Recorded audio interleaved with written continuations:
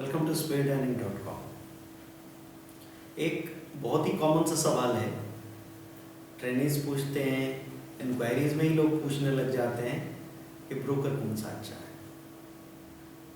हम बैंक्स के साथ खोलें या प्राइवेट ब्रोकर्स के साथ अकाउंट खोलें, हमको कोई रिस्क तो नहीं है, हमारा पैसा कहीं चला तो नहीं जाएगा।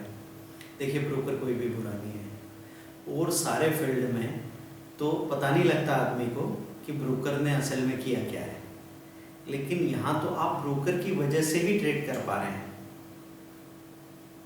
इसमें ऐसा है कि ब्रोकर आपने 50,000 रुपये दे रखा है और आप 5 लाख रुपए का जो ट्रेड कर रहे हैं, इसमें फ़ायदे नुकसान की जिम्मेदारी ब्रोकर ने अपना पैसा एक्सचेंज को जमा किया है, उसकी वजह से मिल पा रही है। तो ये एक वेल डिस्ट्रीब्यूटेड रिस्क सिस्टम है। तो यहाँ पे ब्रोकर बहुत बड़ी चीज़ आपको दे रहा है और उसके बदले में बहुत ही नॉमिनल ब्रोकरेज आपसे ले रहा है कि आप किसी भी चीज़ का बिजनेस करेंगे तो उसके ट्रांजैक्शन और मूवमेंट में जितना पैसा लगेगा, उसका 1/4 पैसा आपको स्टॉक मार्केट में लगने वाला है। तो बगैर चेक के एक पैसे का भी लेन देन नहीं होता, तो आपके पैसे के साथ में किसी तरह का हेरफेर तो हो ही नहीं सकता।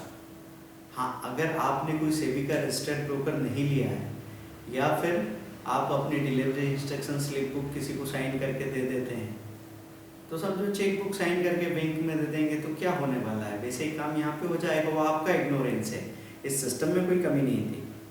तो बड़े वॉल्यूम के लिए, जब लोग बड़े वॉल्यूम करते हैं उनके लिए कम से कम ब्रोकरेज अच्छी बात होती है। लेकिन कोई नया आदमी सीखने जा रहा है तो उसको ब्रोकरेज अभी थोड़ा ज़्यादा भी लग रहा है, लेकिन वो वॉल्यूम कम कर रहा है तो उसको फ़र्क नहीं पड़ता ना।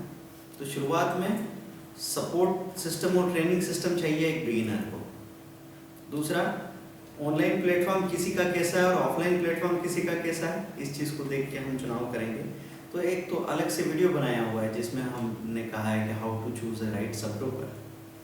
तो ये टर्मिनल पे जाके ट्रेडिंग करना बहुत ज़्यादा दिन तक नहीं चलेगा। एक ही सिस्टम पे 10-10, 15-15 लोग बैठ के और वहाँ पे खेल की तरह चीज़ें खेलते रहते हैं। ये चीज़ें जैसे जैसे घरों में सिस्टम्स बढ़ते जाएंगे, कंप्यूटर्स बढ़ते जाएंगे, इंटरनेट बढ़ता जाएगा और जैसे जैसे स्मार्टफोन हाथ में आएगा और स्मार्टफोन पे ट्रेडिंग पॉपुलर होती जाएगी, वो सिस्टम ही बहुत पुराना पड़ जाएगा, वो एक आउटडेटेड सिस्टम बन जाएगा। अच्छा, ये सवाल था कि बैंक्स अच्छे हैं, प्राइवेट ब्रोकर्स अच्छे हैं। देखिए, बैंक्स के बिजनेस का ये एक हिस्सा है, प्राइवेट ब्रोकर्स का यही एक प्राइमरी बिजनेस है। तो कई बार ऐसा देखा गया है कि बैंक्स आपसे चार्जेस अच्छा ले रहे हैं और आपके अलावा भी उनका बिजनेस चलता है, ज़्यादा फर्क नहीं पड़ता। और प्राइवेट ब्रोकर्स को सर्वाइव करना है तो उनको आपको सर्विसेज देना ही पड़ेगी और कॉम्पिटिटिव ब्रोकरेज रेट्स देना पड़ेंगे। तो आखिर में हम कोई जनरलाइज कंक्लूजन तो दे नहीं सकते, लेकिन हाँ, प्राइवेट ब्रोकर्स भी बुरे नहीं होंगे अगर आपको कम ब्रोकरेज में अच्छी सर्विसेज दे रहे हैं। तो आप किसी धारणा को लेके मत चलिए, क्योंकि यहाँ पे ब्रांड को देख के जब लोगों ने डिसीजन लिए हैं तो बात बनी नहीं है। कई बार ऐसा हुआ कि किसी ब्रोकर ने या किसी बैंक ने कह दिया कि चलो आपका डिमेट ट्रेडिंग अकाउंट फ्री में खोल रहे हैं, तो वो 1,500 रुपये बच रहे थे, वहीं पे आए एक छोटा सा मिडिल क्लास आदमी लालच में आ गया। अब कहीं पे 5 पैसा ब्रोकरेज लग रहा है, कहीं पे 2 पैसा ब्रोकरेज लग रहा है, तो 5 पैसा और 2 पैसा ब्रोकरेज में 60% का फर्क है। तो ये मान सकते हैं कि एक जगह 500 रुपया रोज लग रहा है तो दूसरी जगह 200 रुपया रोज लग रहा है। तो 500 रुपये का रोज का मतलब होता है साल का 1.25 लाख और 200 रुपये रोज का मतलब होता है साल का 50,000। तो फर्क कितना आ गया? 75,000 का। तो हमेशा ध्यान रखिए, किसी भी जगह पे जो आपके रेकरिंग खर्च होते हैं, जो रोज रोज होते हैं, उन पे अपनी पकड़ बनाएंगे। वंस इन अ ईयर या once in a lifetime कितना भी पैसा लगता हो उतना फर्क नहीं पड़ता, लेकिन जो खर्चा रोज रोज होता है उस पर पकड़ रखिए, क्योंकि वो दिखता छोटा है लेकिन वो बड़ा फर्क डालता है। तो ये एक बात हो गई। सारे ही सेबी के रजिस्टर्ड ब्रोकर हैं, तो यहाँ पे फ्रॉड करने वाली स्थितियाँ तो खत्म ही हो चुकी है। कई बार लोग पूछ रहे हैं कि हमारा ब्रोकर हमको 20 गुना लिमिट दे रहा है,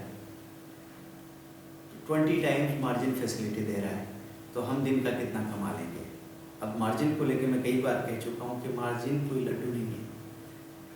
अगर मेरे पास 1 लाख रुपया है और मैं 20 लाख रुपए का ट्रेड कर रहा हूँ, तो 20 लाख रुपए में अगर 5% की गिरावट आ जाए, 5% की गिरावट कोई बड़ी बात तो नहीं है स्टॉक मार्केट में।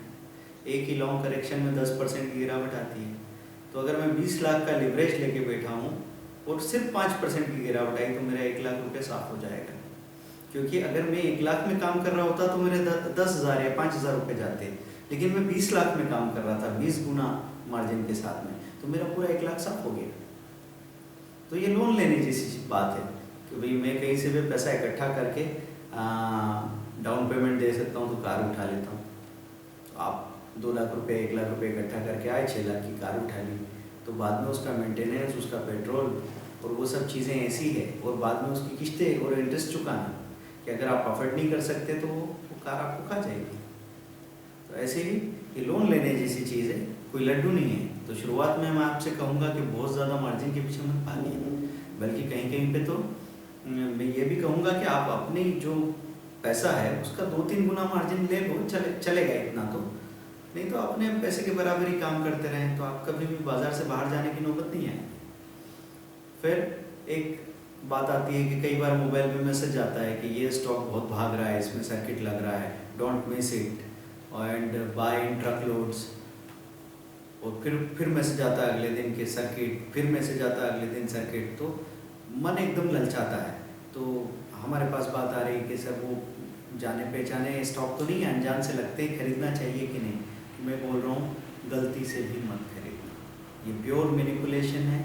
ये लिक्विड स्टॉक्स है जिनके फंडामेंटल्स भी नहीं हो, वो बहुत सारे लोग सिंडिकेट बना के मैनिपुलेट कर रहे हैं। तो आपके सामने वो 20, 30, 40, 50 रुपये पे वो पेनी स्टॉक सर्किट होगा और फिर back to back lower circuit लगेंगे। तो चलो 2 बार आपका पैसा डबल हो भी जाए, लेकिन तीसरी बार में आपकी पूरी कैपिटल ख़त्म हो जाएगी। तो हमेशा ऐसे इन्वेस्ट करो कि ज़िंदगी भर आपको यहीं रहना, कहीं जाना नहीं है।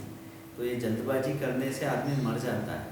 तो दौड़ती ट्रेन पे चढ़ने की जो इच्छाएं हैं उससे आपके 10 मिनट बच सकते हैं, लेकिन ज़िंदगी जा सकती है। तो इस तरह की कोई गलती करना की ज़रूरत नहीं है। दूसरा, ब्रोकर के यहाँ जाके काम करें या ऑनलाइन काम करें।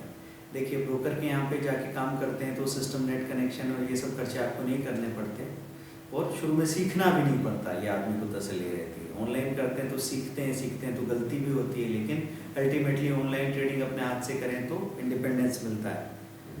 तो अगर आपके पास समय है तो ऑनलाइन ट्रेडिंग से शुरुआत करें। हाँ, आपके पास समय नहीं है, आप 15-20 घंटे अपने बिजनेस में बिजी हैं, तब आपके पास कोई ऑपरेटर दूसरे की सैलरी पे है, आपने फ़ोन करके बता दिया भाई उठा लो, और हफ्ते 10 दिन में आपने माल भेज दिया, तो भी आपका काम हो जाएगा। तो ब्रोकर के यहाँ बस ऐसी परेशानियाँ हैं। एक तो इन्फ्लुएंस बहुत ज़्यादा है कि कोई आदमी गया वहाँ पर, उसने कहा कि यार लेना मेरे 10 शेयर, एकदम सब ने पलट के देखा कौन आया है, आदमी शर्मा जाता है, 10 दिन सो ले। तो ऐसी शर्माने वाली बात क्यों हो रही है? इन्फ्लुएंस से बड़े छोटे सब ट्रेडर बैठे हुए हैं, तो आदमी स्ट्रेच करता है अपने आप को कि मेरी क्षमता ज़रा सी है, लेकिन उस झिझक की वजह से मैं ज़्यादा बड़े पैमाने पे काम करने लगा हूँ। अगर छोटे वॉल्यूम वाले पे ध्यान नहीं दे रहे हैं तो मजबूरन आदमी बड़े वॉल्यूम करने लग जाता है।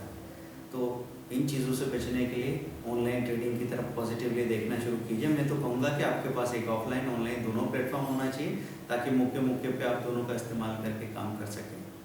Thank you very much, bye.